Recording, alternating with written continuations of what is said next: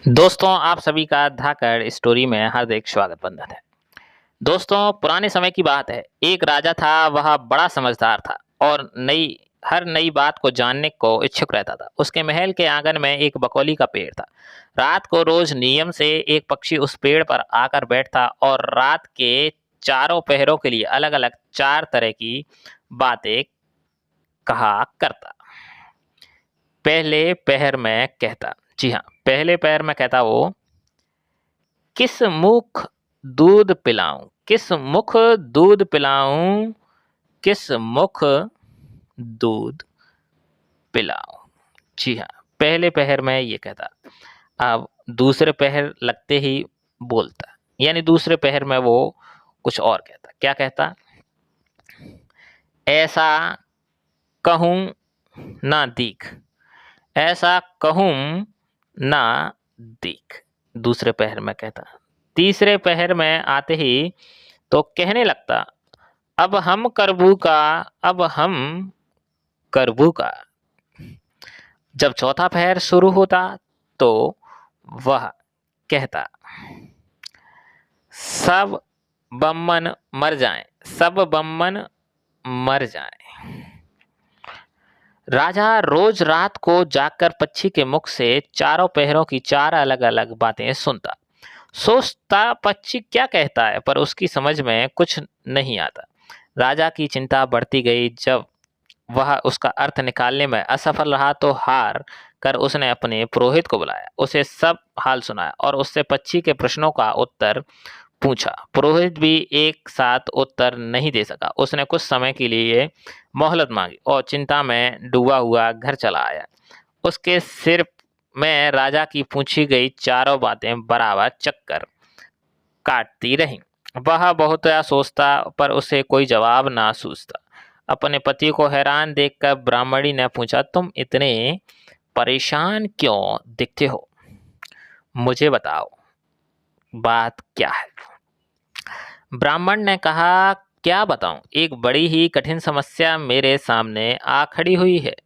राजा के महल का जो आंगन है, वहां रोज रात को एक पक्षी आता है और चारों पहरों में नित्य नियम से 4 अलग-अलग बातें कहता है। राजा पक्षी की इन बातों का मतलब नहीं समझा तो उसने मुझसे इनका मतलब पूछा, पर पक्षी की पहेलियां मेरी समझ में नहीं आती। राजा को जाकर क्या जवाब दूं? बस इसी उधेड़ बुन में हूं। ब्राह्मणी बोली, पक्षी कहता क्या है, जरा मुझे भी सुनाओ। ब्राह्मण ने चारों पहरों की चारों बातें कह सुनाई। सुनकर ब्राह्मणी बोली, वाह, यह कौन सी कठिन बात है, इसका उत्तर तो मैं दे सकती हूँ। चिंता मत करो, जाओ राजा से जाकर कह दो कि पक्षी की बातों का मतलब मैं बताऊंगी। ब्राह्मणी राजा के महल में गया और बोला, महाराज, आप जो पक्षी के प्रश्नों के उत्तर जानना चाहते हैं उनको मेरी स्त्री बता सकती है। पुरोहित की बात सुनकर राजा ने उसकी स्त्री को बुलाने के लिए पालकी भेजी। ब्राह्मणी आ गई। राजा रानी ने उसे आदर से बिठाया। रात हुई तो पहले पहर पक्षी बोला, किस मुख दूध पिलाऊं, किस मुख दूध पिलाऊं। राजा ने कहा, पंडिताइन, सुन रही हो पक्षी क्या बोलता है? वह बोली, हाँ महाराज, सुन रही हूँ। वह अधकट बात कहता है।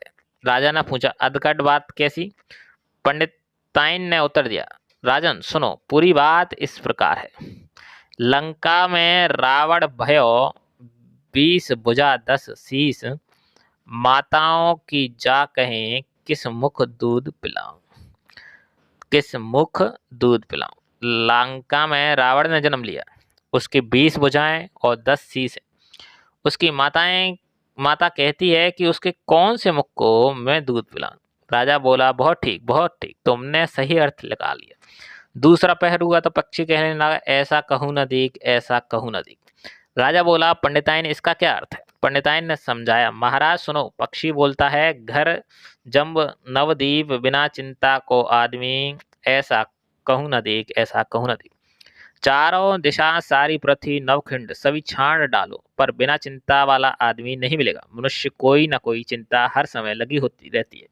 कहिए महाराज, सच है या नहीं? राजा बोला, तुम तो ठीक कहती हो। तीसरा पहर लगा तो पक्षी ने रोज की तरह अपनी बात को दोहराया, अब हम करबू, अब हम करूँ। ब्राह्मणी राजा से बोली, महाराज इसका मम भी आपको बतला देती हूँ, सुनिए। 5 वर्ष की कन्या साठे दई ब्याह, बेटी करम बुरुस्ती, अब हम करबू, अब हम करूँ। 5 वर्ष की कन्या को 60 वर्ष के बूढ़े के गले के बांध दो तो बेचारी करम को पीट रही, कहिए अब हम कब करूँ, अब हम करबू। सही है ना महाराज? राजा बोला, पंडिताइन तुम्हारी यह बात भी सही लगी। चौथा पैर हुआ तो पक्षी ने चोंच खोली, सब बम्मन मर जाएं, सब बम्मन मर जाएं। तभी राजा ने ब्राह्मणी से कहा, सुनो पंडिताइन, पक्षी जो कह रहा है क्या वह उचित है? ब्राह्मणी मुस्कुरा कर कहने लगी, महाराज मैंने तो पहले ही कहा था कि पक्षी अधकट बात कहता है। वह तो ऐसे ब्राह्मणों के मरने की बात कहता है, विश्वा संगत जो करें, सांस सुरा मांस जो खाएं, बिना सपरे भोजन करें, वे सब बम्मन मर जाएं, वे सब बम्मन मर जाए। तो इसका जो हिंदी अर्थ है, जो ब्राह्मण वैश्याओं की संगति करते हैं, सुरा और मांस का सेवन करते हैं और बिना स्नान किए भोजन करते हैं, ऐसे सब ब्राह्मण मर जाना ही ठीक है, उचित है। जब बोलिए, पक्षी का कहना ठीक है क्या? राजा ने कहा, तुम्हारी चारों बातें 52 तो पाव रीत ठीक लगी, तुम बुद्धि धन्य है, तुम्हारी बुद्धि धन्य है। राजा रानी ने उसको बढ़िया कपड़े और गहने देकर मान सम्मान से विदा किया। अब पुरोहित का सम्मान दरबार में पहले से भी अधिक बढ़ गया था।